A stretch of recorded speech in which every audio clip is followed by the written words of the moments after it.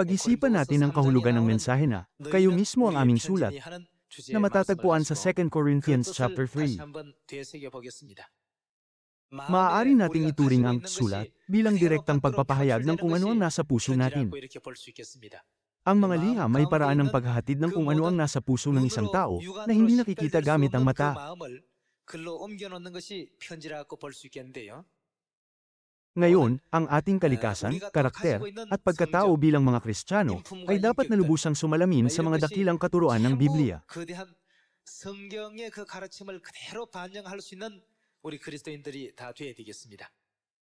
Tingnan natin ang 2 Corinthians chapter 3 verse 2. Kayo mismo ang aming sulat na nasusulat sa aming mga puso, nakikilala at nababasa ng lahat ng mga tao. Dito, hinahambing ang mga banal sa isang sulat. Ipinapakita ninyo na kayo'y sulat ni Kristo na iniingatan namin. Isinulat hindi ng tinta, kundi ng Espiritu ng Diyos na buhay, hindi sa mga tapyas ng bato kundi sa mga tapyas ng puso ng tao. Ang pariralang, sulat ni Kristo, ay nangangahulugang ang lahat ng katuruan at mga kilos ni Kristo ay direktang nasasalamin sa ating mga kilos at mga pang-araw-araw na buhay. Sa madaling salita, ang pagiging isang Kristiyano ay nangangahulugang pagiging isang buhay na Biblia.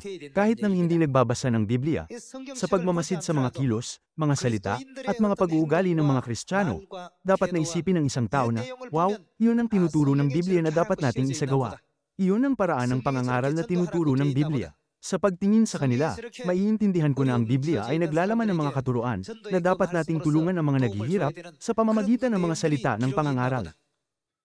Sa ganitong paraan, dapat na matutunan ng mga tao ang mga katuruan ng Biblia sa pamamagitan natin. Ang mensahe ni Apostol Pablo na, kayo'y sulat ni Kristo, ay nangangahulugan na ang ating mga aksyon ay dapat na magpaintindi sa ibang mga tao ng tungkol sa Biblia, nang hindi nila ito binabasa.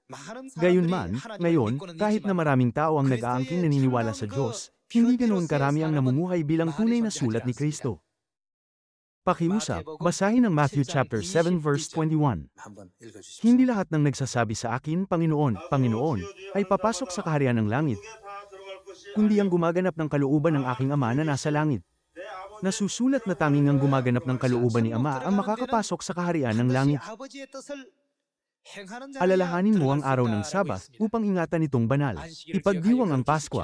Dapat natakpan ng mga babae ang kanilang mga ulo gamit ang belo. Ang lahat ng salitang ito ay personal na iniukit sa atin ni Kristo.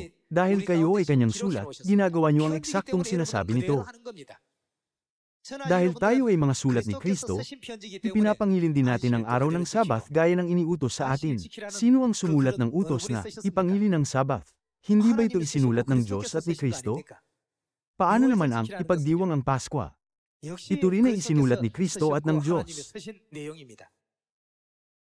Dahil kayo ay kanyang sulat, ngayon ay itinatala nyo ng eksakto ang mga ito. Ang mga utos na ipangili ng Sabat at ang Pasko ay nakaukit sa ating mga puso. Kaya naman, tayo ay mga sulat ni Kristo. Gayunman, may napakaraming tao sa lupang ito na hindi mga sulat ni Kristo. Kaya sinasabi rito ni Jesus, hindi ang lahat ng nagsasabi sa akin, Panginoon, Panginoon, ay papasok sa kaharian ng langit. Para maisagawa ang mga salita ng Diyos, dapat muna nating taglayin ang mga ito sa ating mga puso. Tanging ang mga may mga salita ng Diyos sa kanilang mga puso, ang makakakilos at makakagawa alinsunod sa mga salita ng Diyos.